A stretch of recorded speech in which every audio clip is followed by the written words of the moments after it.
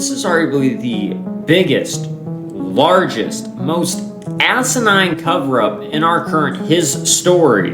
Pam Barbitard plus the DOJ think that we're stupid enough to just believe that the Epstein list doesn't exist. This is despite the fact of the matter that she herself said it existed and that she was going to release it the day that she gets into office. Then Patel and Bongino over in the FBI are saying that Epstein miraculously killed himself and released edited, bogus cam footage despite his own lawyer saying that he didn't kill himself and had help. Nobody, and I mean nobody, that has, been paying somewhat attention to this case actively is going to believe this fucking bullshit that our current administration and people in power are putting out there. We're going to discuss these, the evidence, and why exactly they're trying to cover all this up. First up, we have Pam Barbitard and the DOJ's scheme. On the week of July 7th, this is the day after Independence Day weekend as well too, by the way, just so you guys are aware, Bondi publicly stated that the Epstein list was non-existent, it was just a hoax, implicating that it was just Epstein and that Ghislaine Maxwell is in prison for essentially no reason. The land of make-believe! Oh yeah, it's not like the main survivors in the Epstein case, such as Maria Farmer and Virginia Giuffre, RIP, have publicly stated that this list exists, along with, other prosecuting survivors as well too. No, in fact, by that logic, we should just blame them for their rapes. It's obviously their fault, right? It's always the victim's fault, isn't it? Now, again, with Bondi and, the beginning of her term in office, she said she would release those files, and what did we get? We got a redacted list of the Lolita Express flight logs, which we already had prior. You have to be brainwashed and have less than half of a brain cell to believe this fucking bullshit. Now, how about the part where you said this, Bondi? Bondi said in February that there are a lot of documents related to Epstein that are sitting on her desk, waiting to be reviewed. Bondi was asked on Fox News, the Department of Justice may be releasing the list on Jeffrey Epstein's clients. Will that really happen? It's sitting on my desk right now to review. That has been a directive by President Trump. Also, how about the fact of the matter that Ghislaine Maxwell is ready to testify in congressional court now about this as well too? Really offensive to me, not only just as an American, but I feel particularly not only deceived by the people like the FBI director and the deputy director, Dan Bongino, but the attorney general who went on camera after assuming her office on the White House lawn. These are supposed to mean things, and said thousands of victims, we have the client list, we have the flight logs. She held a little press conference, whatever event, with so-called influencers in which she gave them the Epstein files, an infamous photo that was released. It turned out that that binder actually had redacted information in it, which was already public, just to demonstrate how they were turning they're turning the White House effectively into a performative show and making, light of the fact that there are hundreds, if not thousands, of underage victims. And it's just not the victims, it's the fact that it extends to the highest levels of the elite, the transatlantic elite, and possibly even beyond that, from some of the richest men in our country, presidents of the United States, former prime ministers of Israel. We're talking here about Bill Gates, Leon Black, Leslie Wexner, the richest and most powerful people in the world, the Nobel Committee, the scientific, the community at Harvard, MIT, the tentacles through which this operation had its hands in and stretches all the way back to the 1980s. It is one of the most disgusting intelligence operations, I think, in United States intelligence history, rivaling some of the things, eventually that led to the death of President Kennedy. And the thing is around this time, it's just like Kennedy, we all know the truth.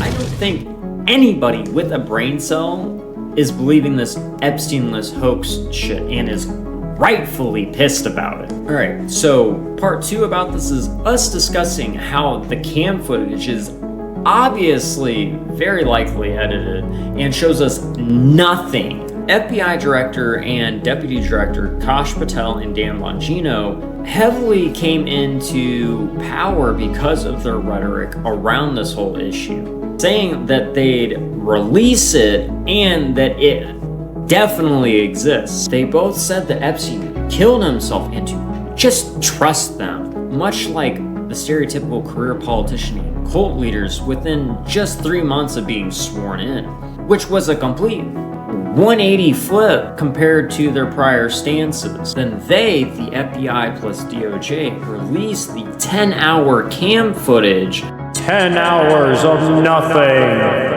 that is purported to be of Epstein's cell block or the stairwell right outside of it. Nothing was ever really proven to assert this, and that this was the cell block of the known money launderer and child trafficker. Not only that, but there's over a minute of missing footage, plus data/video forensic specialists have stated that the aspect ratio has been changed in quite a number of frames throughout the video, which implies that it's been edited. Aspect ratio/framing is basically like the picture and the way it frames on a device such as your phone, which is generally 9:16, or your TV, which is 16:9. For those of you guys who aren't editors or do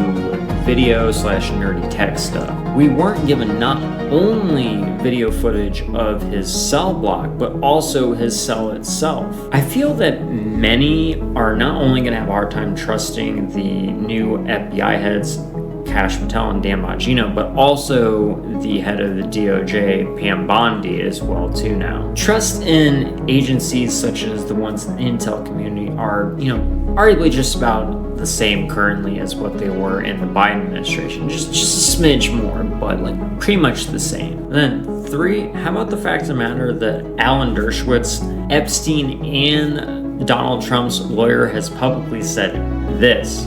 Okay. One last question. Do you think that Jeffrey Epstein killed himself? No, of course not.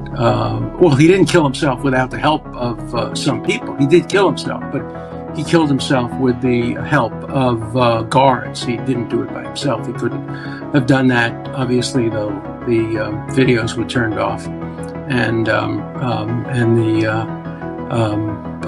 guards turned their back, and his cellmate left. So I think he killed himself, but he killed himself with the assistance of some people in law enforcement.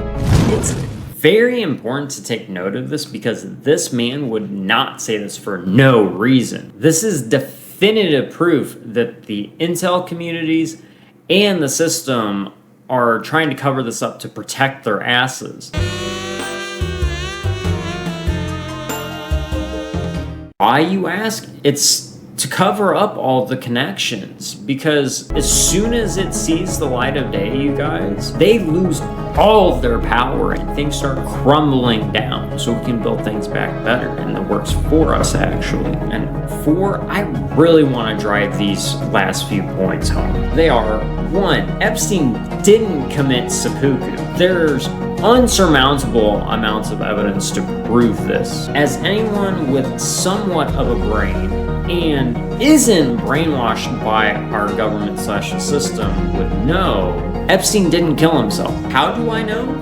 Well, first off, Epstein's lawyer, Alan Dershowitz, publicly has stated that Epstein had to have help in there to kill himself. 2, his own brother said on Tucker Carlson's show that he did not do it. He's a successful real estate developer in New York, and he's very concerned for his own safety. So the interview that follows is one that you will listen to rather than see. Mark Epstein refused to appear on camera, but we think what he has to say is worth hearing. Do you think your brother killed himself? Not now. No. When I first heard he was dead from suicide, I had no reason to doubt it, so I accepted that. But then after the autopsy, and after Bill Bob made that asinine statement, I said, this was not a suicide. 3, Dr. Roman, I believe, the city pathologist who performed Epstein's autopsy, stated that she could not rule out his death as a suicide because it reeked too much of a homicide. Here's why. His neck was snapped in 3 fucking places. From inside the MCC. There were 3 fractures of the neck bones. In Jeffrey Epstein's autopsy, there were fractures of the left, the right, thyroid cartilage, and the left hyoid bone, all requiring different kinds of pressure and positioning of the noose, of the ligature. One of the pathologists we spoke to absolutely agreed with Dr. Bodden and says, yes, that's very suspicious to have all 3 of those bones broken, the cartilage broken. And he only had a bunk bed to hang himself on. And just to say it one last time, Epstein didn't kill himself. People of this country and we're under attack. They banning us, they cancel us for speaking the facts. If you man enough, come stand with us, take USA back. And every time we pull up, all you're gonna see is American flag.